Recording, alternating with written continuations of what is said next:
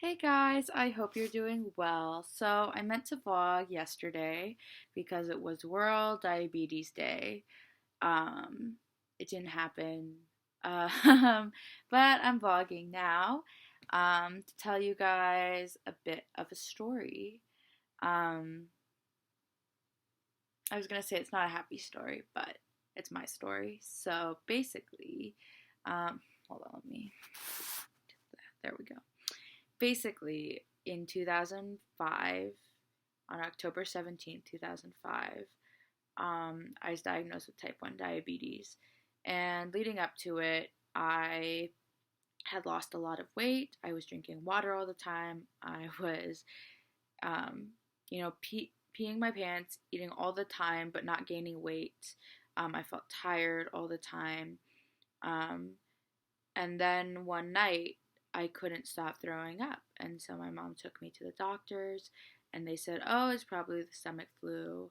Um, but my mom had a sister, an older sister, who passed away from undiagnosed diabetes. And um, my mom wasn't alive to meet her sister, but like she knew the story and she knew the symptoms. So she took me to the hospital and they diagnosed me with type 1 diabetes. Um, I remember being really scared and confused. Um, I don't think I really understood how life changing it was going to be. I remember being in the ER and having all these tubes hooked up to me and feeling so sick. And then I think, the next day the doctor came in with my parents and explained what diabetes was. Um, and I feel like in retrospect, like my life changed that day. Um, I am alive because of a drug, because of insulin. And I am so thankful um, for medicine and for all the advances we've made in diabetes research and technology. Um, but it's still hard. Um, I was on injections till I was 12. First, it was syringes using a long term and a short term insulin. And then I used the pen for a number of years, and now I'm on the pump. This is the Medtronic. I actually even have a CGM hooked up to it right now. If you guys want to see the little chart there, the CGM stands for Continuous Glucose Monitor. It basically checks my interstitial fluid every 5 minutes, which gives me a rough estimate of what my blood sugar is every 5 minutes, which is completely life changing in terms of treatment. Because if you're only checking your blood sugar 4 times a day, you can only give yourself so much insulin, even with the pump, which is giving you insulin every hour. So with the CGM, you can perfect your insulin intake. And I even know people who have taken it to the next level with their CGM to actually create an artificial pancreas, where the CGM controls the pump and it will give um, the diabetic a temporary amount of insulin based on their current blood sugar, which is absolutely revolutionary. And I do believe I will see a cure in my lifetime. I've said this before, but diabetes is really hard. Anyone who tells you it's a lifestyle and that it's easy has no idea. I hate when people say that diabetes is a lifestyle because to me, lifestyle is a choice. I think being a vegan or, working out every day, like that's a lifestyle choice. I don't think taking insulin is a lifestyle choice. That's like a necessity, for me at least. And it it bothers me when people are like, "Oh, it's a lifestyle. That's got to be really easy to manage." It's easy to manage if you're on top of it, if you're seeing your doctor, um, if you're communicating to people, if you're asking for help. It can be easy, but I don't think diabetes is ever really easy. I mean, does taking shots every day sound easy? Like, it's hard. And especially my relationship to type 2 diabetes, because I don't have it.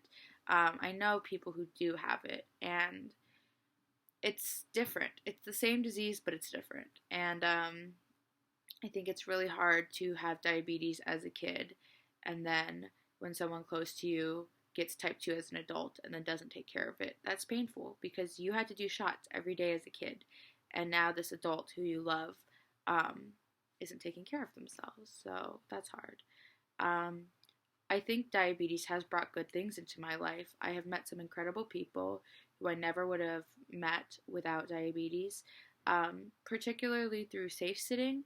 It is a diabetes website um, where it connects parents of type 1 diabetics to babysitters who have type 1 diabetes.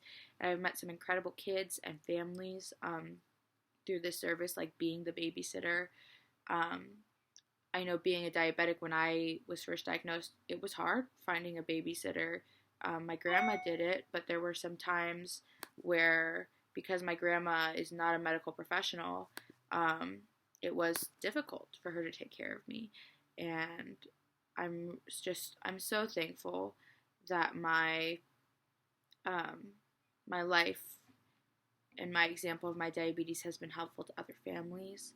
Um, I've met other diabetics through my schooling. I haven't met any out here in college, but in my high school, there were like 7 of us my senior year, and we never started a diabetes club, but it was just cool to know that I wasn't alone, um, and that, we had each other. So, trying to think what else good things that came from diabetes.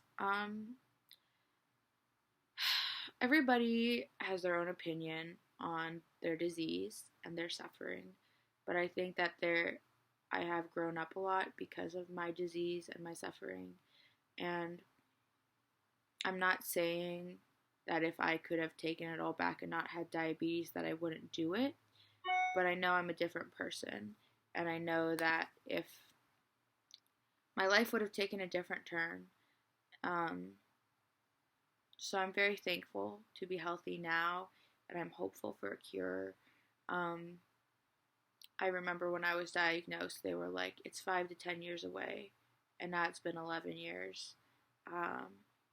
And I think we are getting closer to a cure, but I see so much suffering, and I know kids who suffer with this disease, and it just kills me that our government is like investing time and money into other projects, and saying that other people's suffering is greater than yours because they don't know me.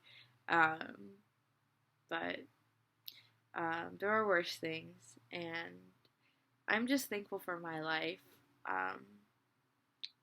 I've had other issues in my life, with mental health and family, and I am so thankful that my diabetes doesn't define me.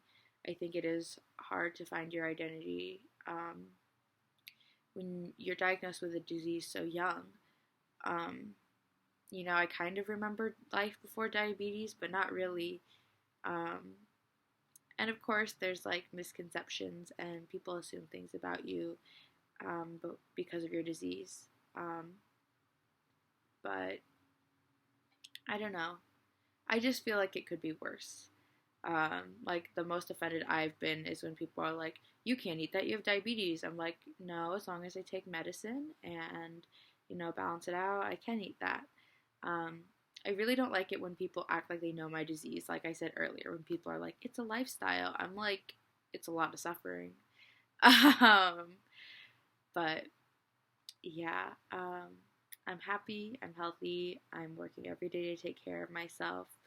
And I'm so thankful for my parents. They were the ones who gave me shots when I was little, who bought me special food and cooked me special food, and I'm just so thankful for all their love and care and the love and care of my community, especially the online diabetic community. I found them like 2 years ago because of Diabetes Blog Week, and I am so thankful to have this worldwide connection. Like, it's beautiful. I still read some people's blogs, and people are in such different life places. There's one lady who's pregnant right now who has diabetes, so reading her story, and then there's a guy in Australia, and there's kids in the US, and it's just so interesting and cool to be connected through something that is so personal and painful.